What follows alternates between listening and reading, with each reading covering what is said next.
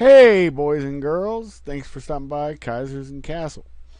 Uh, I'm hanging out today with my good old friend Snacky. You guys have heard him before, but we're going to talk about more his Melu. I want everybody to just sit down and we're going to talk a little bit about cars. I'm a driver, I'm not a mechanic. Uh, I attempt to be at points, and I'm able to do certain things, but I don't have the skills. He has much more skills, and we're going to talk about survival rigs, survival vehicles, whatever you want to call them. Uh, we'll draw upon some books that we know, some personal experiences, and I think you'll get something out of it. And if you guys have anything to add, please make sure when you like, comment, put it in the comments, and share this video because I think you'll get something out of it. With that being said, how's your day been there, Snacky? Pretty good, man. Thanks for asking. Hope you're having a good day. Oh, I'm doing outstanding right now, brother. And is there anywhere you want to start off with your thoughts on certain vehicles you've rigged or helped rig for yourself for camping? And remember, folks, a vehicle that you rig for survival can just be a vehicle that has camping gear in it. And you can add, you know, add and delete anything else via the time of year. If you want to have a weapon in it, have a weapon. But there's certain things. Me and Kimmy, who was supposed to be on this show, we'll probably all three try to get together on this show. But at this point, Kimmy's busy. He's got things he's doing, which is cool. And the other thing that's interesting, I think, is comment and tell us your thoughts or any extra things you think we should have looked into deeper. And with that being said, brother, what would be an experience in a vehicle that you really enjoyed working on, you kept going, your favorite type of vehicle, and then we can talk about different things we can do with it or that you have done with it. All right, brother? All right, man. Sounds good. Um, I've worked on a lot of cars. Um, we can start out with Fords. I really enjoyed classic Fords. Um, the inline six that Ford came out with, all the way up to the 300 CI, pretty damn good, reliable motors. The V8s are pretty good. 305s. The Ford FE engine series, which is one of my favorites. You might hear some people boo-poo on FEs, but they're pretty sweet once you start upgrading some parts like aftermarket intake, better carburetor. Um, there's not really a whole lot of options to do quadrajet on this, which will give you better gas mileage as far as carburetors go. They'll have to do like a converter plate on most things. The 460 is a solid motor too. Um, Four-wheel drive's pretty sweet. You've got solid Dana axles in a lot of those four-wheel drive trucks. Now, is that Do you have anything to say about Fords, Kaiser? well? I'm asking. Is that the only Fords I've been in? A buddy of mine, Kenny, when we were young, had a Bronco, and it was the era of Bronco back then. Ford, that was the Bronco, right? That's how smart I am. I've driven it one time. Kenny let me drive it one time. It was jacked up. Uh, Now, are the Fords you're talking about, were they manual, where you had to get out and switch the tires to make them four-wheel drive and rotate the switch inside? Or were they on the fly four-wheel drives? Just curious, because I know AMC, I believe, were the first with the Eagle that came out with on the fly four-wheel drive back in the late 70s. But I could be incorrect, so please dive deep on the different reasons why there's a plus and a minus to that. Because to me, four-wheel drive has always been just another thing to break in the vehicle, because I saw it many times out mudding when I had my Jeep with my brothers. I had a two-wheel drive Jeep. I mean, it had full drive ability, but I just never turned the two side screws on the tires. And it was a little elevated. I had groundhogs on it, groundhog tires. And, I'd have to stay out of their ruts because they had big tires. These dudes made monster trucks, these hillbillies I ran with, because that's where I grew up. Everybody knows the kids in Westland, all the big vehicles had to park in one little corner at the far back end.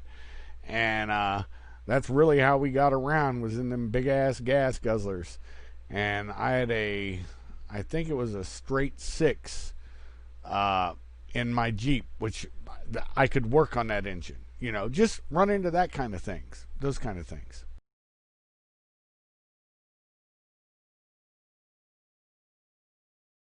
I had a 1991 Ford F-250 with a 460 in it, two-wheel drive, 4L60E four-speed transmission with a 467.5 liter gas engine.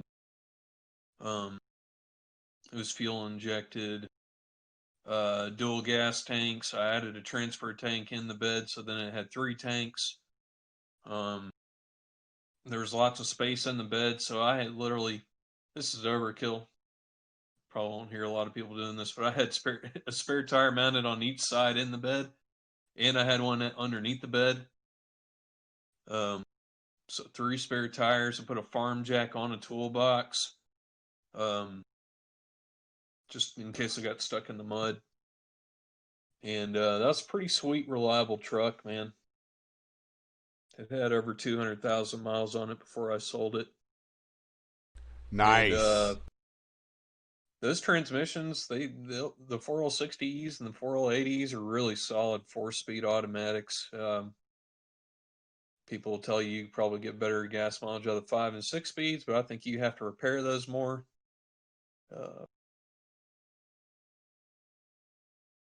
And the engine was pretty sweet.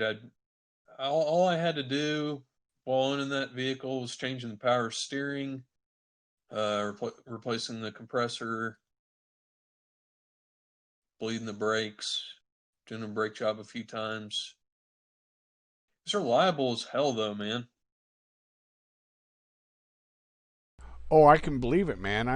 I remember with my car that I had extra. I always carried two um, tires. It's just natural because you don't know. You're on one side, and maybe your front tire hits something on the road, and your back tire hits, a board that maybe punctures one tire, and it's spinning, and it gets under the next tire and cuts it because of whatever, or it flattens later.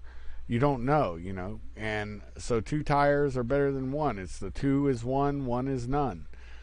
And that kind of philosophy, it's basic survivalist philosophies from the late or early 80s when I first started getting into survivalism. And I do call it survivalism, not prepping, because preppers changed the term, but it's still survivalism. Omni Magazine had a very good article in it on survival and talking about survivalist. As a matter of fact, that's the name of it. You guys can find that. I still have my copy of it. And they had this person all docked up, looking like gas mask on, nuclear war bullshit. And but yeah, no, basic survivalism and prepping is nothing more than being prepared for any eventuality. I mean, you have good magazines that have come out during the time. SGW, ASG, I'm sorry, ASG, American Survival Guide. You have Off Grid now. That's been a fantastic magazine if people want to read it.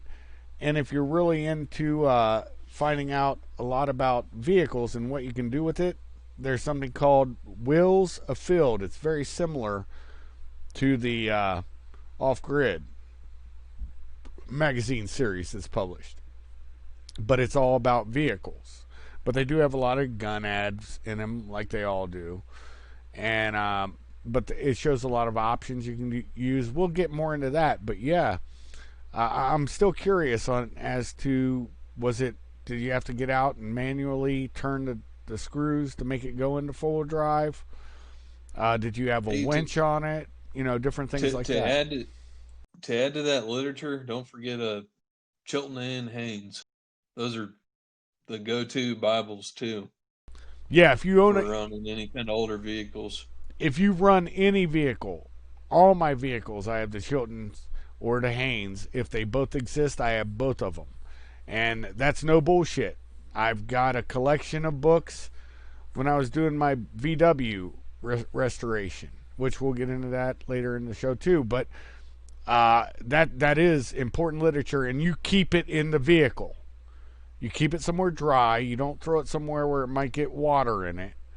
And if you are going to have something that maybe is potentially going to get water, mud, whatever in it, you put that thing in a nice, heavy plastic bag and try to protect that thing, because that is your Bible for your vehicle to fix it. Guaranteed. Am I incorrect?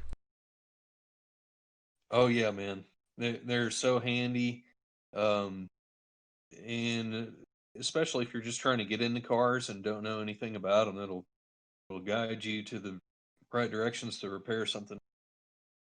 Step by step. And I believe I've got it. I can't remember the exact title. It's written by John Lofty Holmes or something like that. I don't want to get up to go look at it. Um, Anyways, it's called the SAS Guide to Vehicles. They did the SAS Guide to Survival, and then John Lofty Holmes or Griggs or Briggs, something like that. And that's a good manual to get just for thinking. This podcast just is going to get your juices flowing to think about what you could do with any existing vehicle you have. And but I keep hijacking it with that kind of thing. But let's stay on path. Let's stay on point. Let's talk about why I may be incorrect with thinking four-wheel drive is problematic, because I didn't really need to use it much. And when I did need to use it, I was also using my winch. So I found winches to be primary both front and back. Just get it on a hook and make sure that you have the receivers on both front and back. There was one guy I met that had it even on his sides, but he was a hill climber. So he was able to directly pull it up if it was sideways down or rolled over. Your thoughts, brother? Yeah, and probably a set of hooks on a chain. Um, Even if you don't have a winch, somebody who comes by can use that to help try and pull you out. Yep. As I was always told, chains are great to have, and if you don't want to have chain, they do make straps. They're like a nylon strap, and they'll have hooks on either end. Wrap it around a tree, wrap it around another car's receiver, whatever they have, and they can be of assistance to you, even in a snowdrift. Am I incorrect? No, perfect. I'll throw something obscure in there too. I mean, you can use a fire extinguisher to get traction. ABC powder in the snow. Go Wow, I ahead. didn't know that. Uh, and I wouldn't don't invest in plastic headed extinguisher. Get a metal headed one. Do yourself a favor. The plastic headed ones, Yes, and they're if having some issues. oh yeah, and if ever, They're killing people, so don't buy those. oh yeah, I have metal ones. The one thing I'll always say: watch your extinguishers. If there's ever the sign that there's some powder or something around that opening that's white in color or off color, because some of the chemical extinguishers uses a certain brand of chemical, but you'll notice like rusting around it. You need to have it inspected, refilled, whatever. I've got a halon extinguisher, and on extinguishers, I'm glad you brought that up. Halon, folks, when you use it, and I've had to use it twice as an iron worker because of fires, and I didn't realize what the potential was and nobody really gave us a safety briefing on them until I was in a tank unit where I actually found out why this happened. Halon will take your breath away because it removes the oxygen and it will actually take the breath out of your lungs. I'm telling you, the first time I deployed it, my head was to the side and I just looked forward for a second, and I guess some of that halon got into my lungs, and I was on the ground trying to get my breath, and I thought it was maybe the smoke from the fire, but no, it was the halon. And your thoughts, brother? Yeah, Halon is some good shit, and then Halotron is good. Um, and then BC. I think if you're gonna buy any of that stuff, just get BC because it's not gonna really damage the electricals. If you got a fire, it'll just hopefully Yep. fire. Yep. Remember though, they're all those things, those extinguishers and shit. They're really just meant to get you out of a fire instead of putting one out. But anyway, it never hurts to keep them, man. Also, if you're trying to keep them certified, and you got to start thinking about stuff like tagging them and hydro and when they need hydro. Some of them need hydro 5 years, some of 6 years, 12 years. I mean, but just be aware of the age of the extinguisher you have and checking the gauge. Uh, Make sure it's got a pin in it and the tamper's on the pin so that the pin doesn't fall out. You don't want to have an accident, especially while you're driving. Oh yeah, and realize this. My wife found this out, and so did I the hard way. I always keep fire extinguishers in our vehicles, and when we were apartment dwellers, when we were first married, some idiots broke into our car. There was nothing in there to steal, so they used the. We get into the car the next morning. Windows broke. Okay, somebody broke the window. Uh, they didn't have anything to steal because it was one of those stereos where you took the head off it. So they didn't have anything to steal. So what they do? This white stuff all over the car that we're like, what the hell is this? And all of a sudden I said, why is your fire extinguisher on the back seat? Oh, the fuckers took the fire extinguisher and blasted it in our car. So that's where that white powder came from. And that was on the seats. It was everywhere, man. I had to wipe down the inside window. And we're like, where'd this come from? And she's like, no, I had it right where you put it, right next to the driver's side door. You know, right in that little area.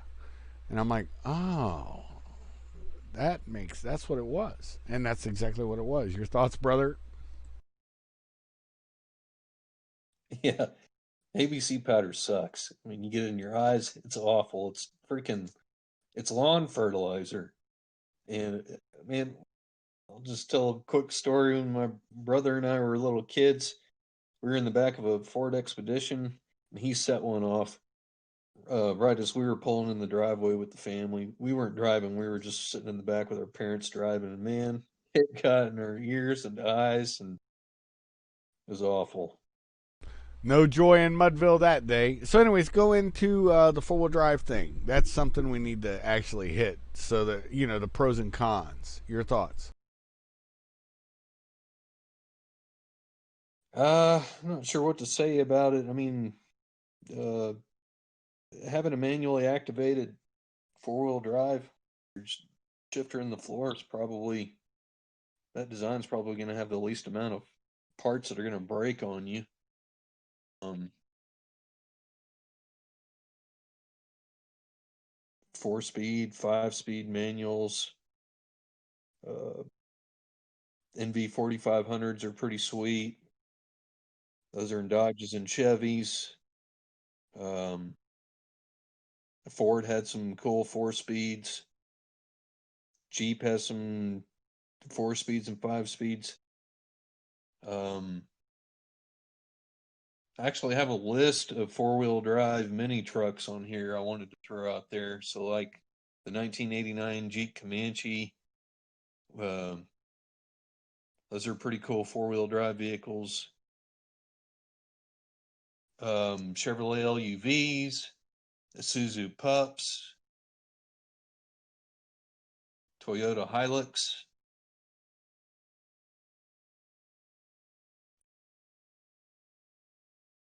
Yep.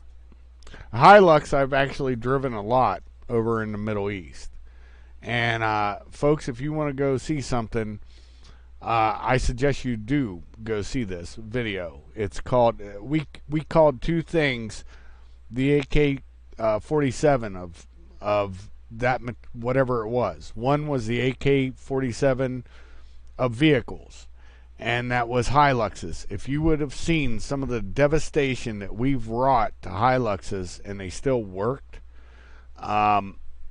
you can't. And it's called Killing a Hilux. BBC did it, and there's 3 separate episodes on it, and you'll find it on YouTube. And it's called Killing a Hilux. And they blew it. Well, you'll see when I say blew it up. What they really did was put it on a building that was demolished on the roof. So it rode it down, but the damn thing still worked, and it was. Everybody was shocked that it was still running and runnable, and it had frame destruction, everything. So I can attest to that. The other thing we used to say, Nokia phones, the flat, regular Nokia phones, not these, the smartphone kind of things, just the little buttons and a little screen, and you could drop it. This is no shit. You could drop a Nokia on the tarmac. I know this for a fact. Pick it up, reassemble it, and make a call on it. You can't destroy a Nokia phone unless you really beat it up with a hammer, or blow it up, or shoot it. But they were bulletproof. Little plastic body, had a little rubber thing for the keys. Put a SIM card in for whatever country you were in, and you were good to go. And your thoughts on the Hilux? Run into that a little more. Your thoughts on it and your experiences with it, because like I said, I'm a driver and an end user, and fortunately I've seen them. Fortunately or unfortunately, depending on your perspective, I've seen them after the battle. What they look like, the damage is done, and it doesn't take much to get one running. Your thoughts? I wish I could say more about um, like the models of the engines. Uh, I've just got a broad knowledge, but man, the United States really got screwed on the diesel options that Toyota has. The Hilux probably one of the best, uh, probably is still the best 4-wheel drive model that they've come out with. Man, the '80s Hiluxes were super sweet. Yep. Um, uh, so getting diesel, uh, if you're in the United States, you got to start looking at Canada for the best deals. Um, get like a manual and a diesel and swap it in your Hilux here. In the United States, all you can get is gas. You got the 2.4 gas motor, the 2.7 gas motor. Um, there are a bunch of different diesel options though in Canada and in Japan and Australia. Pretty much everybody that wasn't the United States had good diesel options. Yes, you're exactly right. Either both in right and left hand drive too. But even Jeep makes right and left hand drive options. And it's interesting you bring up trucks. The old Jeep trucks, they made very few of them. I think now the new Jeep trucks that I've seen more of them than I did in the '70s when they were big here in America, and I'm glad for that resurgence. Your thoughts, brother? Oh, and even the Hummer trucks too. Yeah, but I'm not really impressed with the diesel engines that they're coming out with today, the modern diesel engines. Um, I feel like some of the best designs for reliability and longevity were like '90s and '80s and even '70s diesel and gas models, and I'm all about mechanical injection, man. Um, Yeah, I get it. Not throttle body, right? Yeah, Yeah, I'm kind of in. like the 12 valve Cummins is one of the best diesel engines ever made, in my opinion, and uh, you can get it mechanically injected from the 80s all the well, probably it's hard. It's probably hard to find one uh, mechanically injected starting like 1990 models and going forward in vehicles. Yeah, I It's think. less shit to break, man. If you're trying to build a freaking reliable bug out vehicle and you're trying to make a decision on a classic car or a new car, um, fuel injection could hurt you. Oh, definitely, especially, and that's another thing people don't think about is the computerization of vehicles. And when you start getting a lot of computer brain stuff, and you stop just getting a temperature gauge in the speedo, and you started, and not just a temperature gauge, but you started getting like radiator gauges. Once it went past there, uh, like my wife has a sensor in her tires, and that thing always is on, and it's because of a broken sensor. It's not because her tire's flat. The more bells, and that's why I say the more things you add to a vehicle, the more problems you're going to have, especially if you have a female, a wife, or a special partner. And all they do is pay attention to the gauges. You know, they're always paranoid about their tires for no reason. And sometimes it's with reason, but you know what I mean, right? Yeah, engine coolant temperature sensors talking to the computer, um, fuel injectors that go bad, electronic injection is there's just too much crap that goes wrong. Indeed. I mean, I'm happy with my 2002 Xterra, but it's a Japanese vehicle. Nissan Xterra. It's pictured up there. You get a rear end view of it. Um, I'm happy with everything. One thing you'll see stickers and shit placed on it.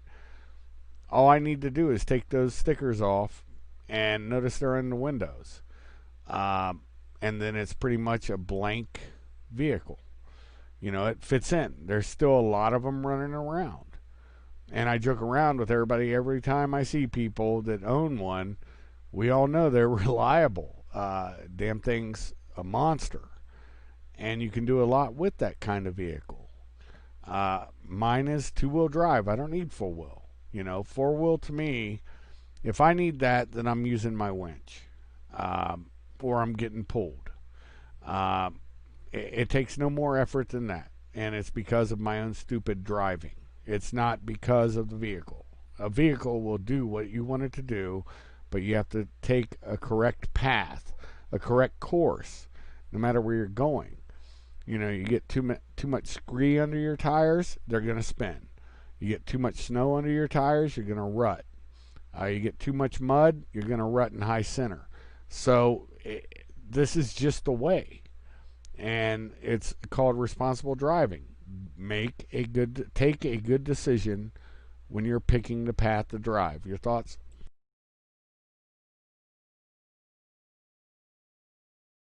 Um, Maps are important. Yes. Um, especially in your plans, making sure you have good comprehensive maps covering all your back roads and ways to travel efficiently so you don't rely on a phone or GPS. Oh yeah, always have maps, but the USGS, you guys can still get those. Just order maps of the state or wherever you intend to travel to, and United States Geological Survey for the U.S. If you're DoD, you'll be able to get DMP, Defense Mapping Agencies (DMA) maps for your training area or whatever when you're in the military. But they also make them for countries. Getting them is going to be iffy because some of them are classed. So, but you can always request, folks. You pay for it with your taxes. Use it. It's the same thing I say with FEMA. classes and stuff. Take them. You're paying for it. You should use it and use it to help your country, especially in these times. Maps are invaluable. And just for finding your way. When they shut down the interstate system, and they will at a certain point, I'm fairly certain of it. When they shut down or block off the old Eisenhower freeway system, remember it was built for DOD. You can land, I've said this in numerous podcasts and also while talking to people. Bridges are designed to be shelters for aircraft in case of a nuclear war. That's why this thing was built. And the highways are made to land them. That's a fact. And aircraft actually have priority over vehicles. The Highway Patrol or whatever safety you have, your police departments, if there is a plane, military plane, going down somewhere and there's enough time, they will block that highway off to land it on. And you can find in the news where that has happened in our past. And that's just a fact. Your civil rights, you need to realize, end when it's a point of national concern. And a military aircraft is a point of national concern. Your thoughts, brother?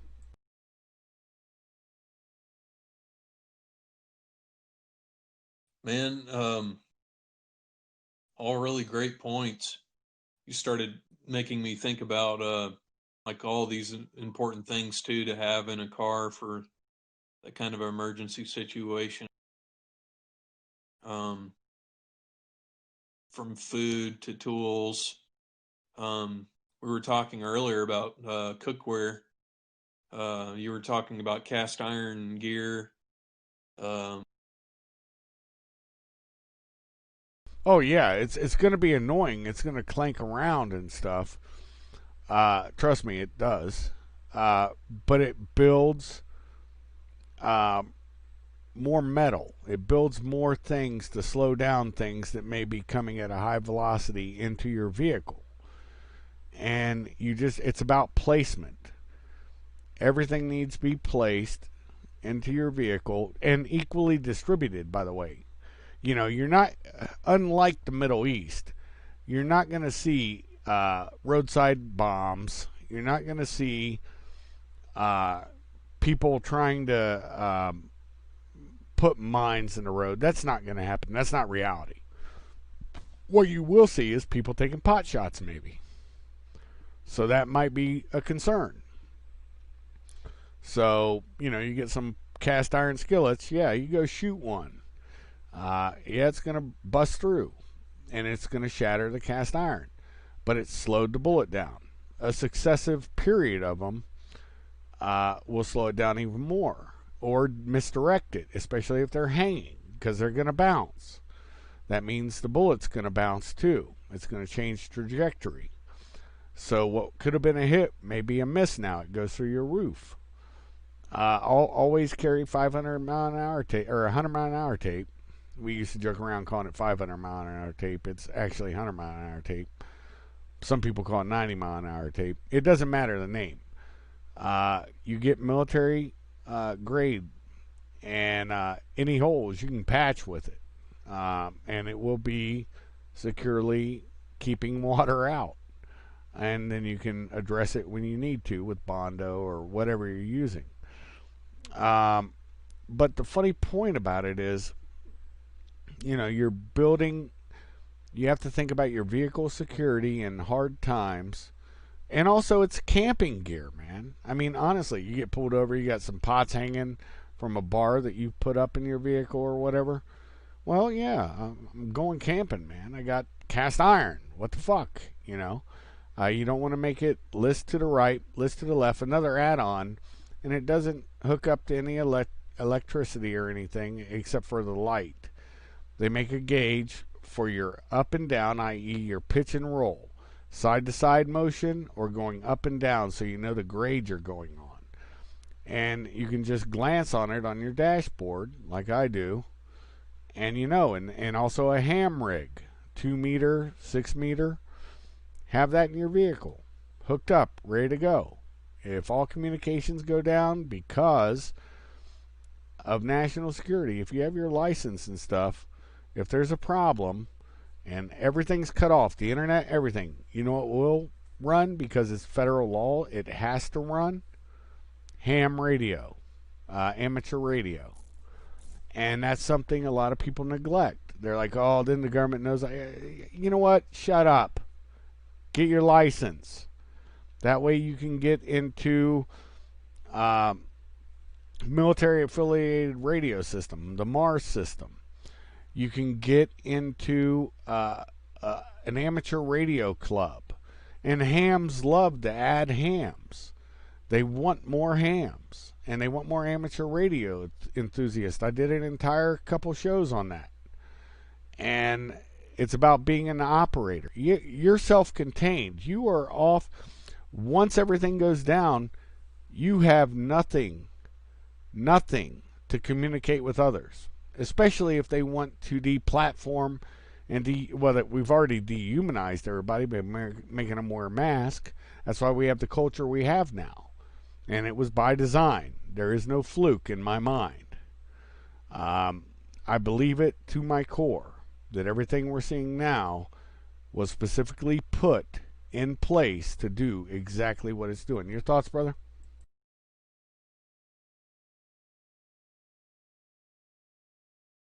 Yeah, the pressure's definitely getting cranked up. Um, more on like things that go in that emergency kit, metric or standard tool set. Just making sure that you got the right set of tools to go with the vehicle.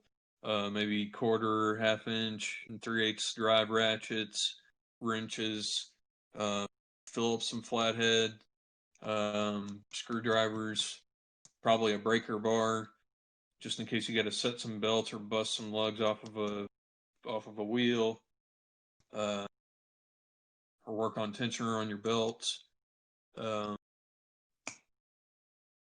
a battery booster uh, to give you a boost just in case your battery gets too low. Food, pemmican, maybe something to cook on a Bunsen burner, uh, camping gear, probably a blizzard blanket or two.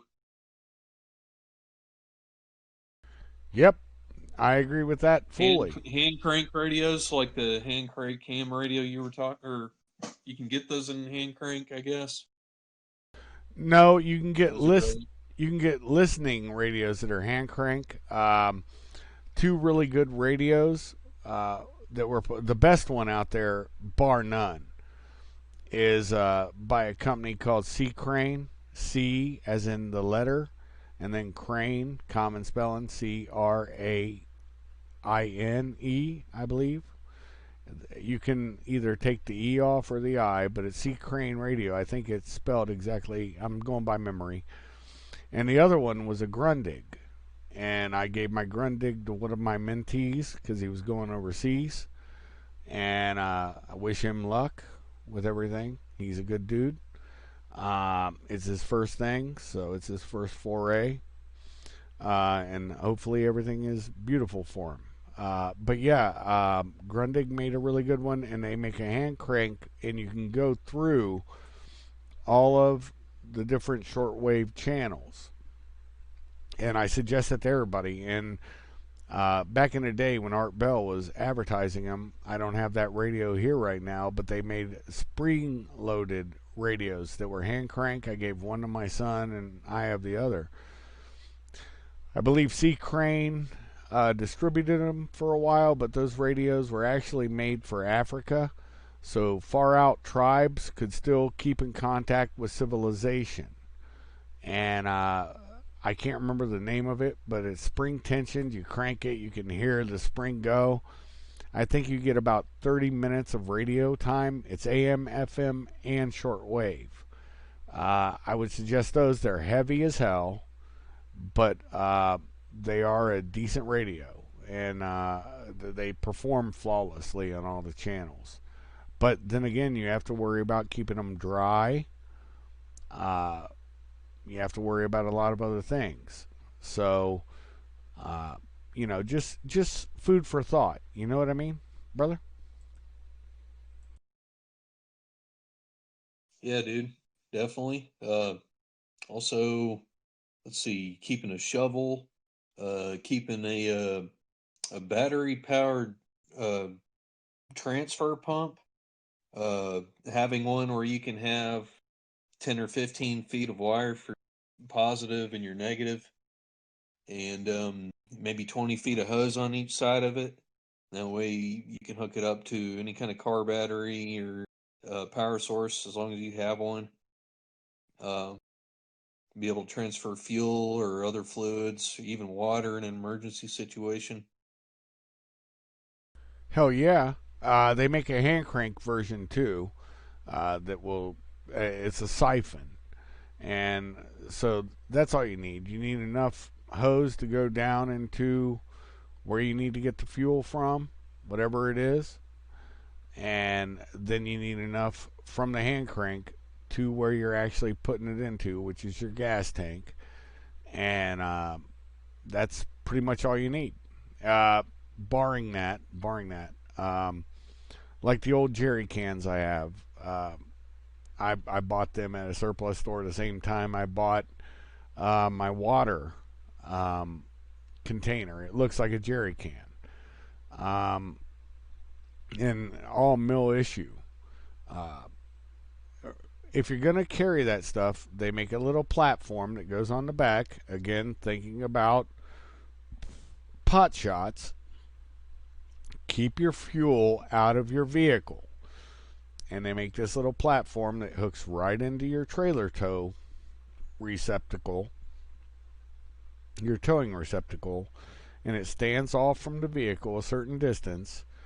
And now, don't believe the Hollywood bullshit that says if a bullet enters a gas can, it's going to go bang, it's going to go boom. No, it needs fire. Even tracers won't do it. That's been debunked so many times. Spark now can. So some of the still tips, but it's moving at such a high speed, they got to get it just right at just the area where the leak is, and you have the fuel air mixture, and then you get the spark. But if you're moving quick enough, if you're stationary, you're dead in the water. But it's in the back end. Everybody in the passenger compartment can get out. There's going to be no traumatic explosion until everything heats up.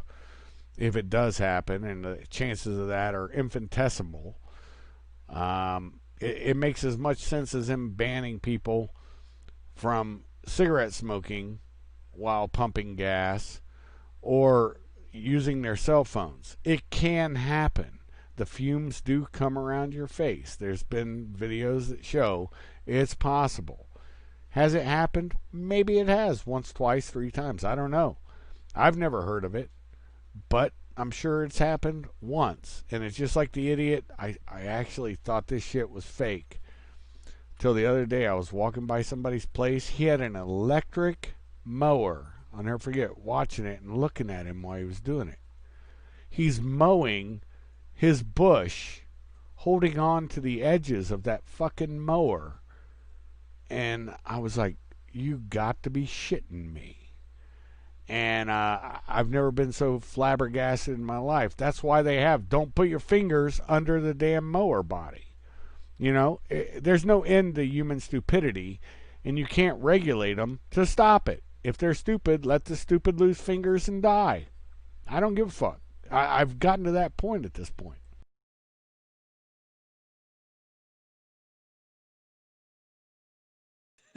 You got me cracking up, man. There's a lot of great examples of Darwin injuries and deaths. My favorite was a guy who strapped on a JADO on the roof of his vehicle and ended up on the side of a mountain. That's hilarious, folks. Look that one up. Anyways, run on. We were doing some good talk, and then as I always do, sorry folks, hijacked it. But this is going to be fun. So let's have some fun. That's what this is meant for, guys. This is just me and Snacky having a normal conversation. If there's pauses, you have to remember we're doing this show and on a system. I don't want to get into what system we're using, but there's pauses in between it, so please be forgiving of it a little bit. My dogs are barking. I gotta let them out, so run with it for a while, brother.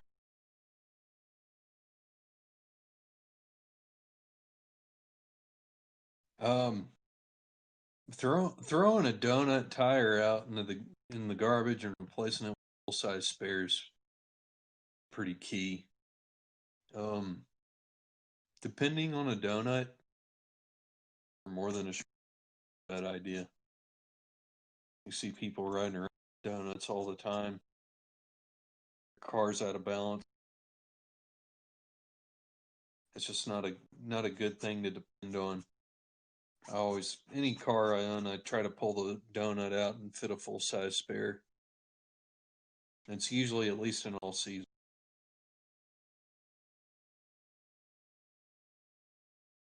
Oh yeah, keep running, brother. My dogs are barking, man. Come on, keep going.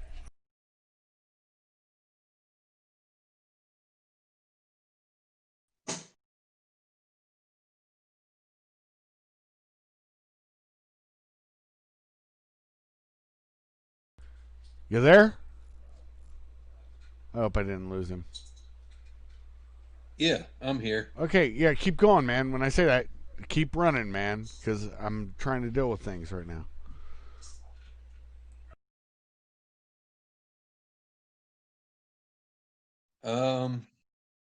I'm drawing a blank.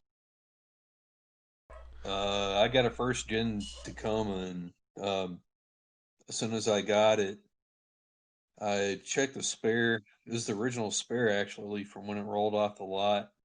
Almost almost 300,000 miles on it, and it was shredded. So tossed it, and we got some brand new rubber for it. Um, Re-greased all the fasteners that keep it underneath the bed so that I could remove it easily. Um, and I haven't taken this step yet, but there's a scissor jack that comes with the car, and it's not very reliable. And thank God I haven't had to use it yet. I know the day I am going to have to use it, I'm going to curse myself. Um, Check your scissor jack and make sure it can even handle a tire swap. Um, there's a lot better jacks that you can usually use to swap with the scissor jack. It might take up a little bit more space in your car, but you're going to have a lot more. You're going to have a better experience when you have to change that tire.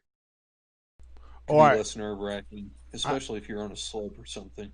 I agree, and even the have a backup to that hydraulic jack that you should use.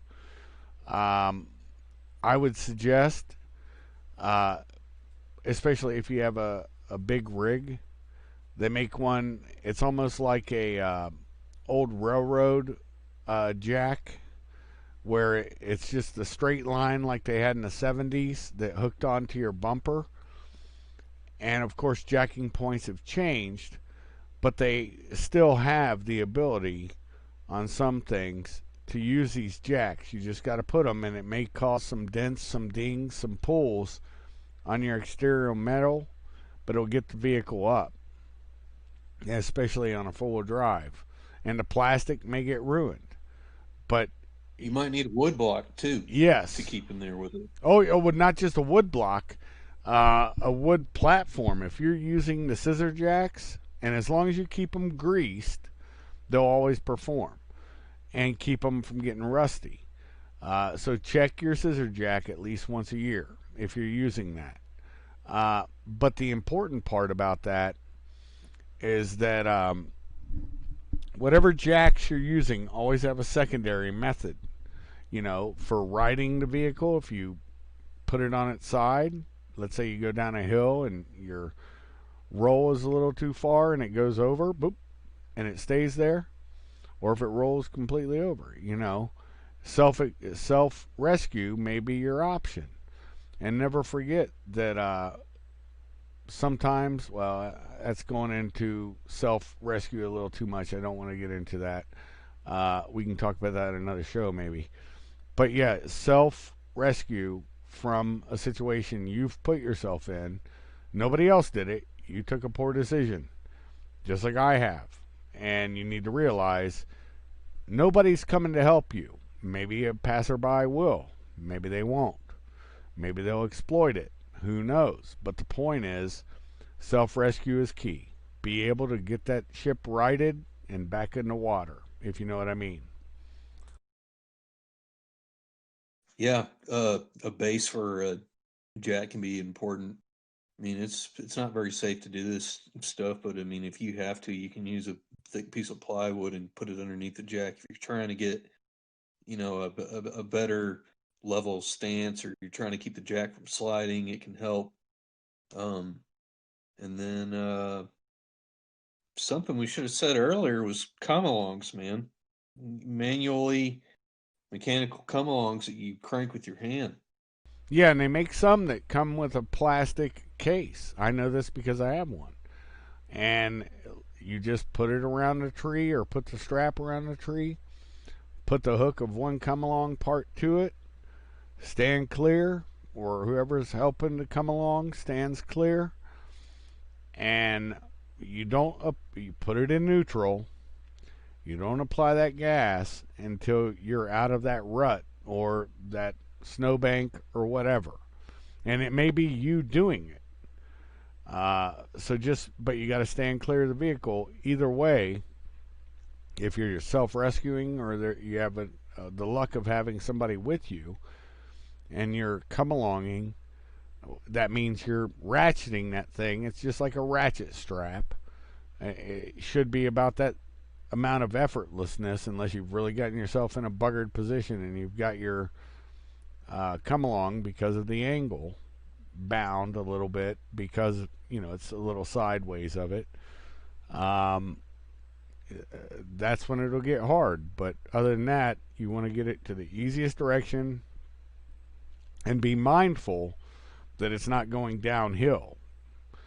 If it's going downhill and all of a sudden you break it away, that damn thing's going to go. You get the hell out of the way of that wire. It's wire rope is what it is. It's not cordage. It's not rope, but it is wire rope. It's spun around, and it increases. Usually, it will have a core of rope in it, though. It's sort of weird the way they construct it. But It's steel braided wire. yeah, still braided, right? And you don't want to be that guy that loses a limb or loses your head, literally, or your torso from being in the bite. That means being between an immovable object and something moving at speed, and it cuts you in two with force and weight. So you don't want to be that guy. And that's my thoughts. Your thoughts, brother? That's on a safety tip.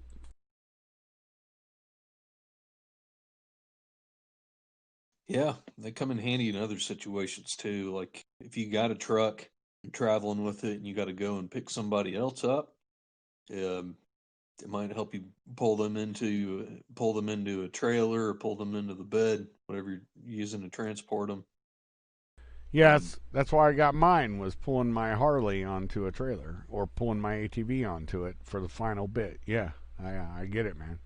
It's good shit. And that's something we did neglect. That would fall under the winches and come-alongs, I guess. If you're dissecting this and thinking about things to put in your survival vehicle, and honestly, folks, you can only fuck with the cock you got. So don't go thinking you have to buy something so expensive. No. If you got a car and you don't think it's right for these times, trade it in, get another one if you want to make the payment. If you don't, find somebody selling it for a deal and go look at the used car buyer times. Don't give a shit about what it looks like. Give a shit about how it functions, and does it function reliably. Actually talk to the owner, find out if he's a scammer trying to sell you a load of shit, or if it actually works. And maybe make an agreement with him. You try it for a week, take it to a mechanic that day to look at it, make sure it's not somebody local that he may know If he suggests somebody, say, awesome, I'm going to avoid that place and then go to another place and have it checked out. And that's my thoughts on buying a vehicle. Don't overextend yourself with loans and bullshit because I think these times are going to be very trying. That's my 2 cents. Your thoughts? Absolutely. And their cars are getting the dependable vehicles are getting harder and harder to find. But that being said, you can still find some of the vehicles we talked about at a really good price, like $5,000 with all the options. I'd have to turn some wrenches on them a little bit to make them completely reliable, but you can still get good deals. So for like under 5,000, you can probably find a good F-150, F-250, um, Jeep, like the late 80s Comanche pickups, AMC four-wheel drive wagons, Isuzu Pups, Toyota Hiluxes, Chevrolet LUVs. You can still find these at affordable prices, but it's getting harder, man. I wish I had hung on to a lot of the cars that I sold. Even that 91 F250 that I had that I built and I sold. Because, man, right now, when I sold it, I only sold it for $3,500. Now I can get 8 to 10 grand for a two-wheel drive F250. Oh yeah, I'm very happy that I gave away my F-150 because it was just another vehicle to a young man. He's getting his Eagle Scout and he's doing a lot of creative shit with blacksmithing, which is a hobby of mine. So I loaned him my blacksmithing stuff. Um, there comes a time you've got to help people with certain things, and I told him, I said, look, he's a young kid getting his first vehicle, and I was super happy that I wouldn't have to have somebody pull it off, and all I knew it needed, but of course the wife didn't want to throw no more money in it. And I even, that's another thing, always have a separate alternator in a Faraday cage. And I said, you've got an alternator if it's that problem because it's right here behind the seat. Showed him where it was at. And I said, uh, if you buy a battery, that's the cost. You can have the vehicle. He told his dad. His dad's a friend of mine. That he comes over. You really giving it to me? I said, yeah, brah. It's yours. You know, we drank many beers in my buddy Scott's garage, and Keebs is like, awesome, man. And I said, I'll loan him my blacksmithing stuff since we're here. We'll put it in the bed of the truck. And I said, just make sure if something happens to me, Max gets my blacksmithing stuff back at some point. You know, I'm making sure that they knew that was the only thing was my blacksmithing stuff. And because I want to encourage that kind of thing. You know, I that's what we're supposed to do is help our youth. The entire reason we exist is to procreate to make better men and better women. And for some reason, we've gotten that twisted up in society, at least academia, Hollywood, and everybody else. And I guess this is the portion where I talk about building better men, and I didn't mean it to be that way. But yes, I agree with you that you can still find people are good. You know, I'm dubious at this point with some things, even some family members that I can't believe I heard things out of their mouths, talking like idiots, and I was like, really? And but overall, I believe Americans are good people, and we'll see how this rides out. But your thoughts, brother, and run with it for a minute because I'm going to be having to deal with something. All right, 1 sec, go. Man, you had me thinking about building building classic cars with family members and how that can grow relationships and teach good skill sets too, especially if you don't know anything about cars and the only way the one you just bought is going to get on the road is if it some work done to it, and how to tune engines, change gaskets, handle suspension problems, paint and body work.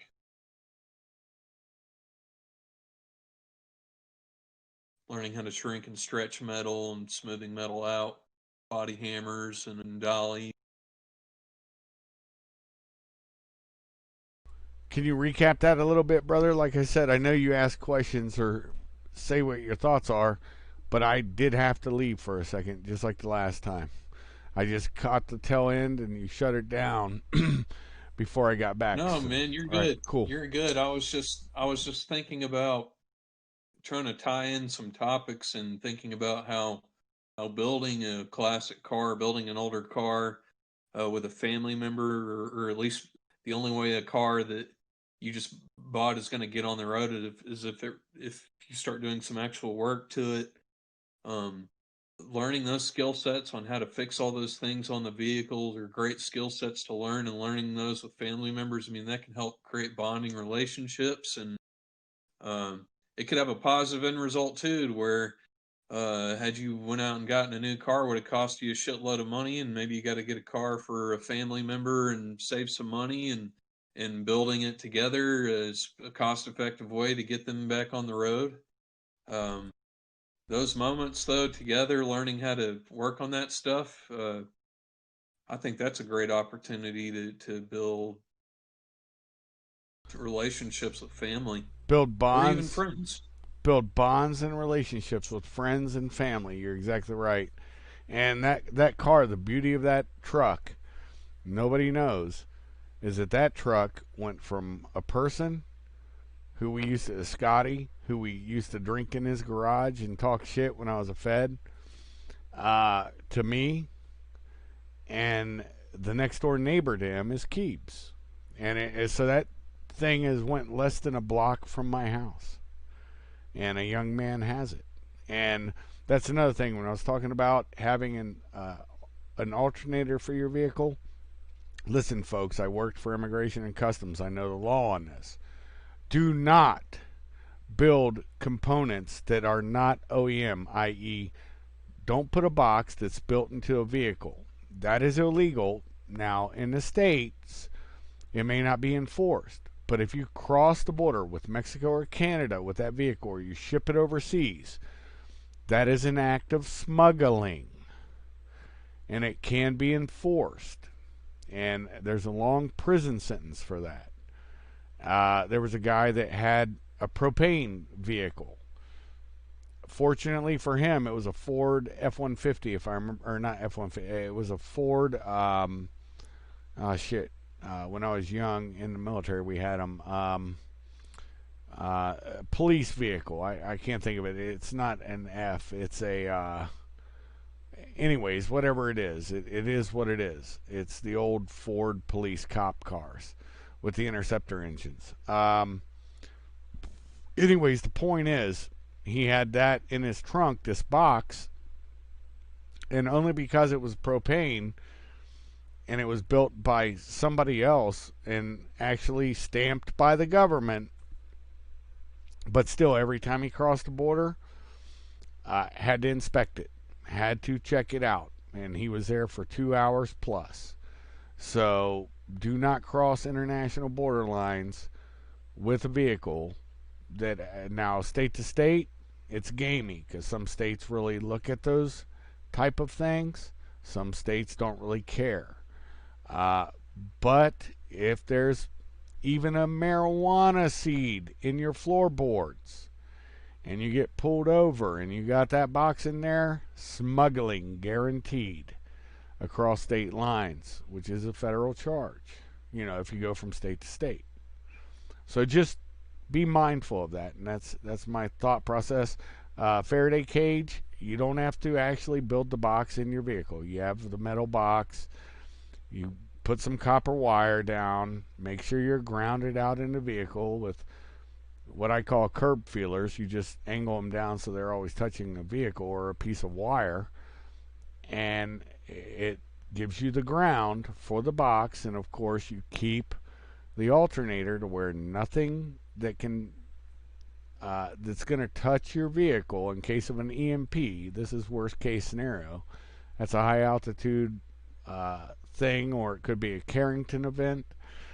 Um, Make sure you have it set up in there to where it's not touching. You can have wood surrounding it, inside that Faraday cage metal box, or they make Faraday bags now. But the bags they're making, it's hard to ground them out, like I just said. The point is, you have that thing protected so that if your alternator goes out, which it will, generators not so much. Once that event happens, you just have to switch it out. You have to switch it out, and you're back on the road. And that's why I had an extra alternator. I always have an extra alternator. So never forget this, folks. All right? Your thoughts, brother?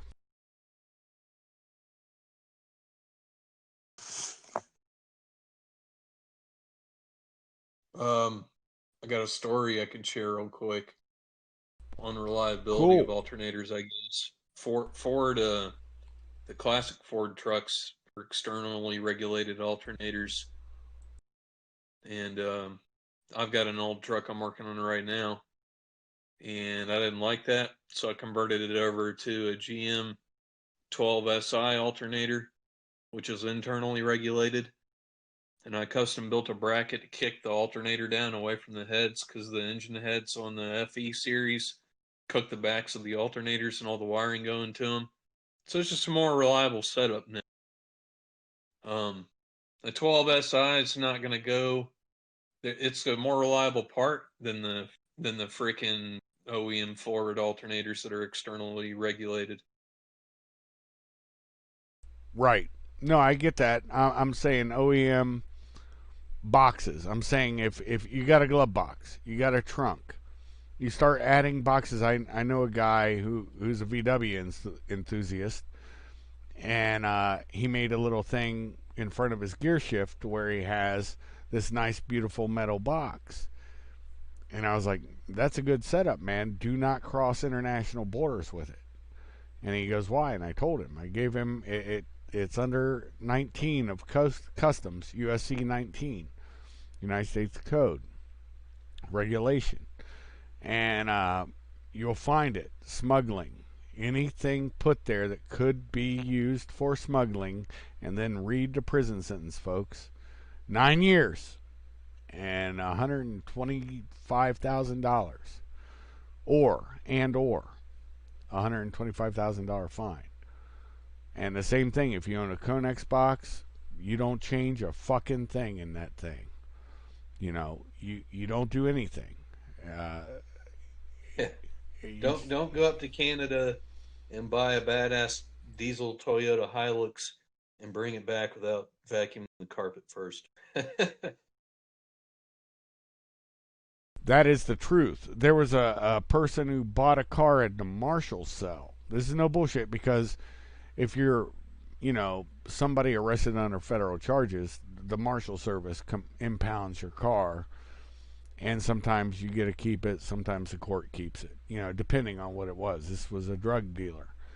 This dude buys it at a Marshal cell. Now, you would think the Marshal Service would have had dogs or some customs guy come in and look all over the vehicle, do a density test. It's a simple little thing. You press it up against the vehicle, it tells you the density, and you know the density of the metal and everything. It's something that we already know with immigration and customs enforcement. Well, anyways, nobody did that. So this guy buys it, driving down the road down in Florida, enjoying his car for years, and gets arrested by the state police because their dog hit on marijuana. And guess what? In the bumper of that plastic bumper area, there was like 12 keys, or whatever it was, 12 keys of marijuana. It was all moldy and shit. And they're like, oh, you got marijuana. And so they're putting him in prison under state charges. He had to fight to get the records from that car. He still did time. He was finally able to get it overridden. because they age tested the marijuana by dry testing. You know, marijuana, anything that's vegetative, there's a shrink factor to it. And then with the mold, they were able to date the mold. But I mean, this cost him money. He had to pay to have this done. So a car he bought at the Marshall's auction that was probably really cheap ended up probably costing him a fortune.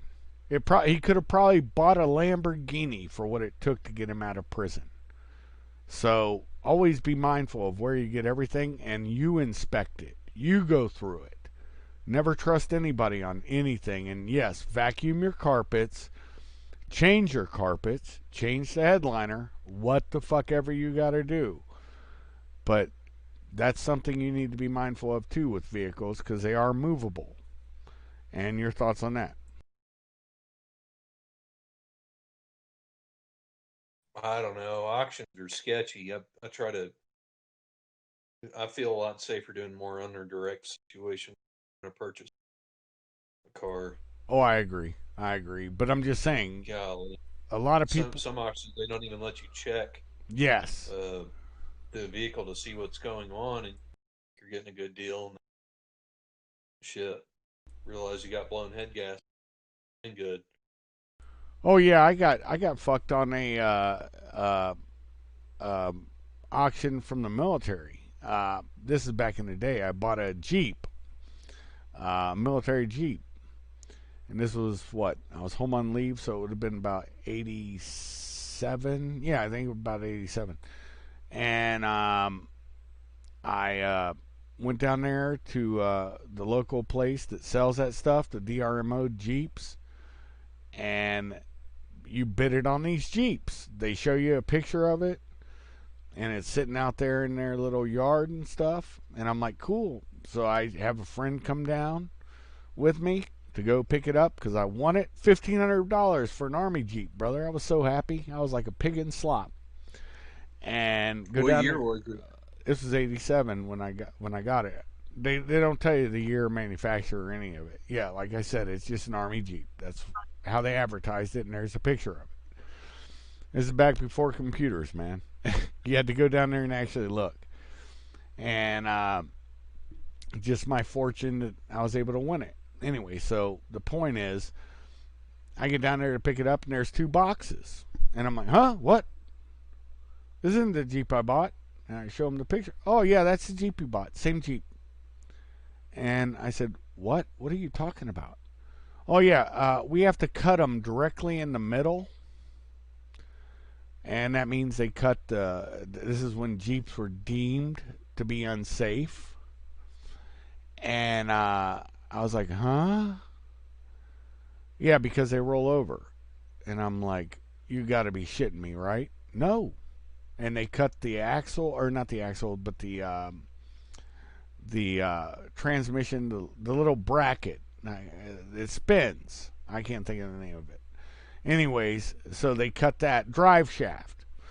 They cut that. It's just a torch cut right through the aluminum, right through the drive shaft, right through everything, right in the middle.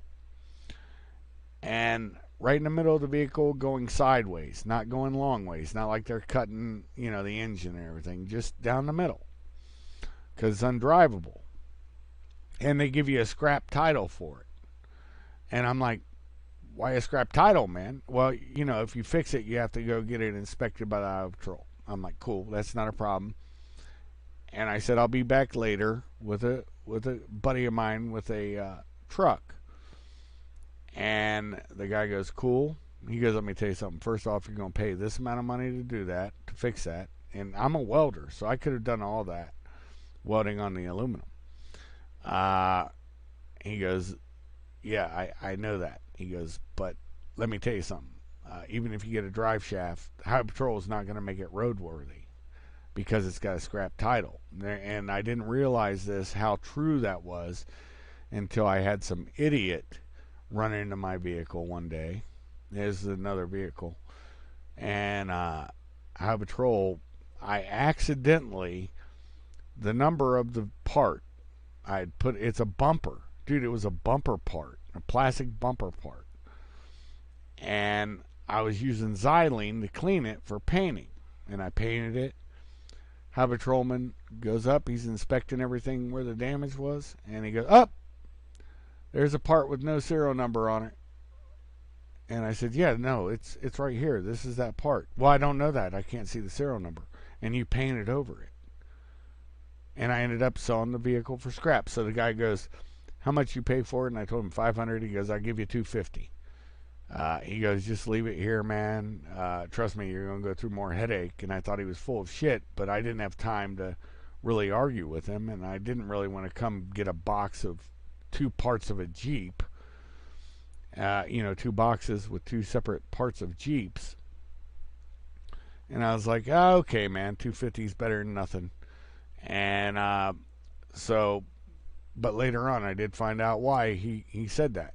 And it amazed me, all because the insurance adjuster, he goes, "I'm just going to put uh, this title on it, because you've got to have it fixed to get it retitled." And I thought, you know what, that guy lied to me back then. No, he didn't lie to me. He told me the truth. They probably would have found defects in my weld. I probably would have gotten another drive shaft that wasn't correct, or xylened it. Who knows what I would have done? And it probably would have been rejected too.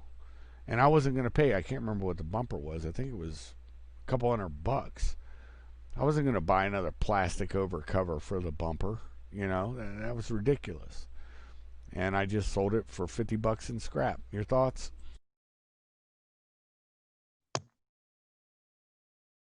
Man, go on a rant. Those agents piss me off, man. They'll undervalue a car, overvalue a situation, scrap the title, and be scrapped. Frustrating. Yeah. It's a really crooked. That's a crooked industry. I've got for. You broke up on just about everything you said. So go on and say that again, please. Oh, I was just saying, man, that's a really crooked industry. The people that evaluate the cars after they've been in an accident, and they can do whatever they want. They can scrap a title or decide to leave the title as is. They can undervalue or overvalue something, and I've gotten screwed by those guys before. Oh yeah, it's typical government bureaucracy. But see, it's infected every. Anyways, let's not get in there. This is about cars. When I talked about, that's something I did want to really focus on. Cast iron skillets. Okay, you got them for camping. Do you really know how to cook on them? I would suggest you guys find this title magazine. This was the November, December, but back in 2017, I just grabbed a few magazines out so I could be able to tell you. They actually have really good recipes in there, and if you have it, you should actually know how to cook with cast iron. Southern Cast Iron. That's the name of the magazine. And you should know always how to keep it, and make sure you keep it, or it will rust quickly. Keep it seasoned. I mean, I left some cast iron at a friend's place, went back not even a month and a half later for a big meetup we all had, just joking around and getting ready to cook on it. And it was already starting to rust. And I'm like, it was raining, so I didn't want to pull it out and add to the rust where I had it. I sprayed it down while I was there with some oil, just to, not, I'm talking cooking oil, not car oil. So let's separate that. Some olive oil. I didn't have time, and there would have been moisture that would have gotten into it, and it was seasoned. It's quick how that shit, and it was just that surface kind of rust, where it's not really bad. So do know how to season it. Make sure to keep it seasoned. And if somebody's holding it for you, make sure you ask them, please season my pans. since I'm away. At least hit it with the spray, at least. You want that thing dripping wet with it when it's in storage. If it's in your vehicle, you'll notice, oh shit. If you, especially you got them hanging, I got to season my pans, or I got to season my cooker, whatever you got. Make sure to keep cast iron. It will rust quickly. Understand it, just like guns. Uh, You can and use animal fat too to season, oh yeah, oh like a little yeah, jar of fat with. oh yeah. I'll go to the butcher shop at Kroger, and I'll ask just to buy some fat. And they're like, "Why?" It's always the new person that goes, "Why?" And I'm like, "I'm seasoning cast iron." Oh, okay. But it's not until you tell them that's what you're doing, and you just heat it up, and you drag it around. You take some paper towels or a towel. I prefer to use a regular towel, and you a pure seasoning, and you just rub that shit in. And always, if you wash it with water, season it, heat it up, and season it as soon as you get it out of. If you've had to use water, I prefer to use like a chain link. A friend of mine gave me to. It's like chain link mail armor to season my stuff.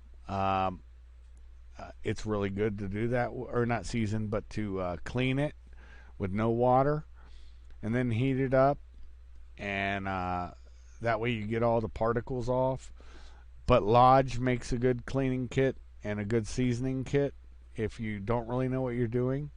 Lodge pans come pre-seasoned, so do their cookers. They're little hibachis, and try to cook fatty foods on it.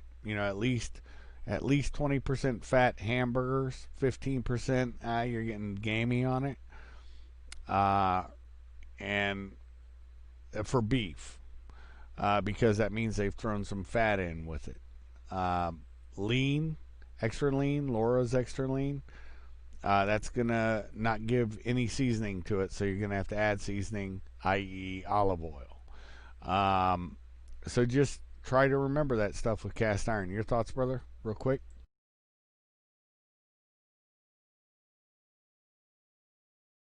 You can make other things too in it. Hell, last thing I made when I went camping in cast iron was a peach and blueberry cobbler. Uh, it wasn't really a skillet; it's more one of those pots that has the cast iron lid, and we didn't even suspend it on a tripod. Just slid it into the fire. Probably wasn't the healthiest thing to eat, but it's good. You know what? It was healthy enough. I'm telling you, man. I baked with it with my Dutch ovens. See, I was talking skillets, but with Dutch ovens, great for cooking. Hence the name Dutch oven. You can make cookies. You can make biscuits. You can make whatever you want. Uh, there's an actual. It's magnetic. I got it right here on my gun safe, and I usually will travel with it. Uh, I want to find the manufacturer of this damn thing so I can tell you where to find it. Uh, mindyourmagnets.com is where I found this. And it shows you the placement if you're using charcoal briquettes of how to place them around the Dutch oven for all different types of cooking and all different sizes of ovens. All the way from 8 inches to 16 and telling you the degrees from 325 to 450. And it's Dutch Oven Charcoal Briquette Guide from magnets.com. And it tells you how to use. And it's something that I have used. And like I said, it's a magnet, which is cool. And in your vehicle, you can just figure out where you can store it for your specific vehicle type. And that way you always have a handy guide. It's as handy as a pocket on a shirt, brother. Your thoughts?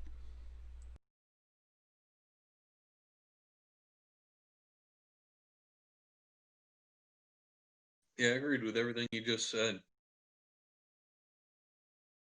Cool. All right. Well, with that being said, any other thoughts? We've touched lightly on VWs. Why don't we wait till we get Kimmy on? Hopefully, we can have him on soon, and we can go in depth, more in depth mechanically. I guess I wanted to talk about options for like Jeeps, SUVs. They make tents that can go on top of vehicles. They're fine things. Europe even has them for their vehicles. But like I said, I want Kimmy there for he's a driver and also a mechanic, just like you're a mechanic and a driver. I'm just a driver. I'm hosting this. And I wanted people to get your knowledge. And I think you've given them a lot of good knowledge. And if there's anything you feel that we haven't talked about, please bring it up, because I do not want to end this show without your perfect expertise and the ownership of all the different vehicles that you have used and worked on. And you found all kinds of stuff. This show's about you, brother. And I want you to let everybody know that through normal conversation, this is me and you's normal conversation, just let them know, your opinions or anything that you feel we haven't touched on that you really wanted to touch on this show. Because, I had that brainstorm after talking with Kimmy and talking with you, and I'm like, I know two people that need to be on the show together. And that was my whole point. I wish Kimmy could have been here, but personal things happened, so he wasn't able to. So with that being said, run with it, and you close the show out, and then I'll close it out with just my ending of my shows, brother, because we've gone now over 2 hours. No, I think we reached a closing point, and if we can get a show together with Kimmy, or maybe some of the next topics, we can start getting into some of the brands of the vehicle accessories, like you were hinting to, different types of bumpers that carry gas, tire racks, roof racks, roof tents, um, special frames to build around the vehicle, things like that. Yeah, man, we can get into that and the different types of hitches. Oh yeah, and Yeah, you just started tarps. making me think about a lot of other stuff, but it's some deep topics. We could cover, brands of camper shells, all those different brands. It could take us 2 hours to go over them. But man, uh, one other car I guess I could throw out there is the Subaru Brats are pretty freaking sweet. They're cheap, 4-wheel drive. You can't get those in a solid axle. They're gonna have CVs, but they're pretty damn reliable. The horizontal, four-cylinder that they put in those when they were carbureted are super freaking reliable. Oh, I know. Um, I know. I but have. man, overall, Kaiser, I just wanted to say, dude, I appreciated having the opportunity to come on the show and to talk about this stuff. And man, I really think we covered some great bullet points on tactic and preparation. I agree with that. Tactics and preparation is the key. And honestly, with the Brat thing, the gentleman who's my chimney sweep, love him to death. He's a great guy. Disagrees with me politically on everything. And with that being said, we're still brothers. We can still talk about everything. He's probably one of the best dudes I know. And that's something we need to get back with, America. Um, with that being said, thank you for stopping by Kaiser's Castle. Why you've taken a seat on my big orange couch during this long show, which has been good. And I want to thank Snacky for making it that way, because he was able to touch on things I have no clue about except for the vehicles I've owned or driven. Um, I will slowly raise the drawbridge as you take out the coffee, tea, soda, and or adult libation that you were sipping during this entire show. Shuff out.